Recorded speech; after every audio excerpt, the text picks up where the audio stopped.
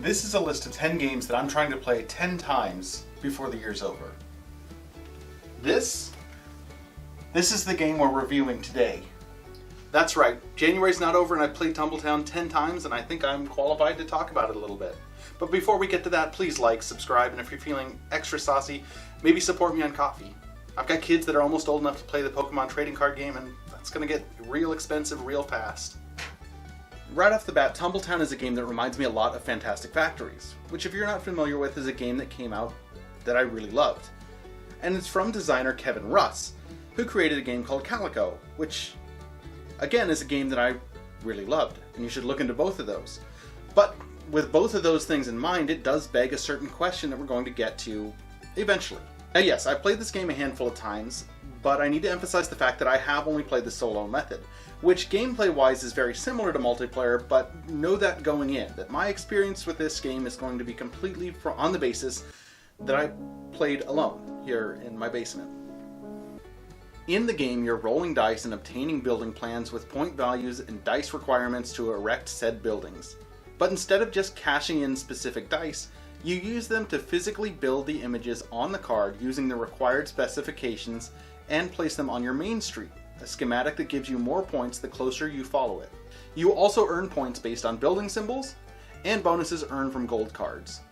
In the single player game, you simulate a multiplayer game by depleting the dice pool and the building market, giving the points to a single outlaw player as you go.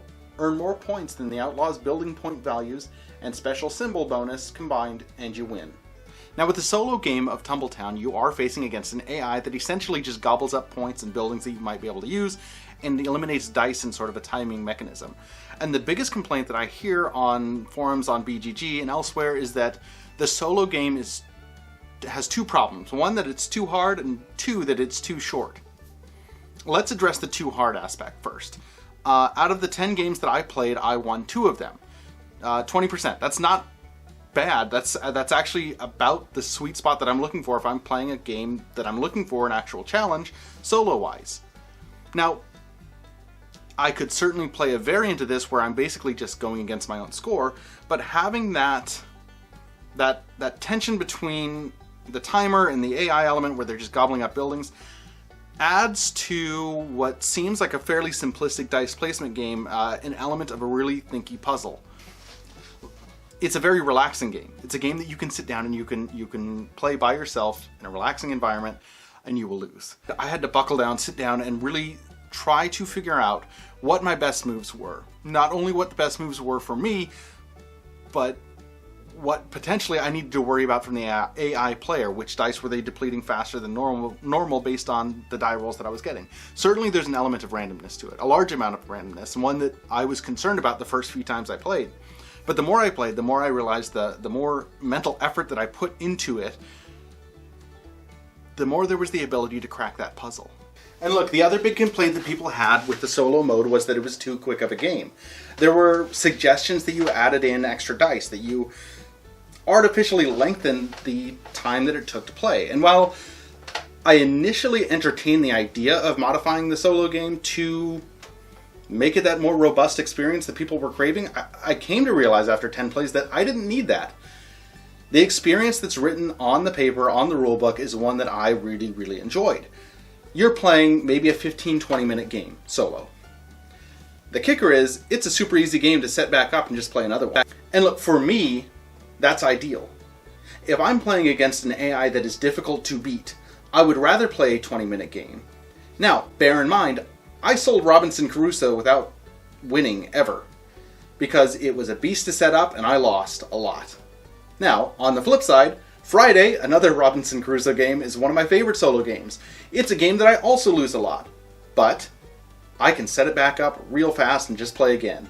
And so in a weird way, the two big negatives that people had against this game that I don't have was that it was too hard and it was too short.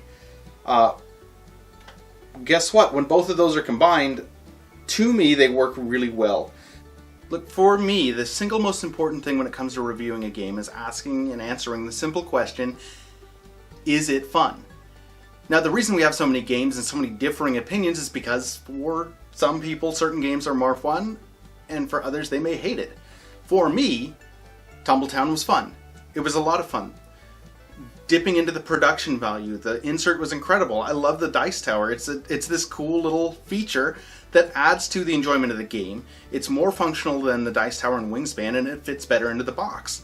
Admittedly, I wasn't wowed by the artwork when I first saw it.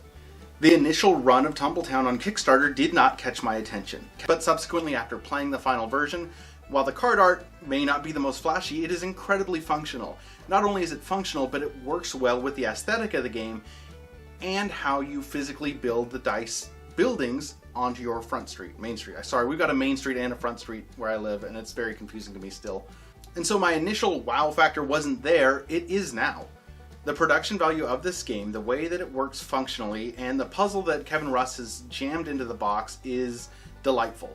And so you've got that thinky puzzle that's really difficult to do well, along with sort of this calming aspect of designing your city. In conclusion, Tumble Town is quaint, it's cozy, and it is precisely what I was looking for in this type of a solo game. But don't let that comfort fool you, because Kevin Russ is known for his puzzle aspect. Because of this game right here. But we're not talking about this right now. And he's done it again by shoving a really interesting puzzle into Tumble Town, but also making it a lot more... making the gameplay more comfortable. It's arguable that there's artwork more comfortable than that in Calico, but in Tumble Town, especially I assume if you're playing against other players, there's a lot more of a laid-back element to it. And it's fun, it's relaxing, and it is very, very enjoyable. Nothing about this game is completely earth-shattering, but it is a very good game, and it's one that I thoroughly enjoy solo player, and I'm sure I'm going to enjoy it multiplayer when the time comes. And that's my review of Tumble Town. Please like and subscribe if you enjoyed this video, leave a comment, and I will see you next time.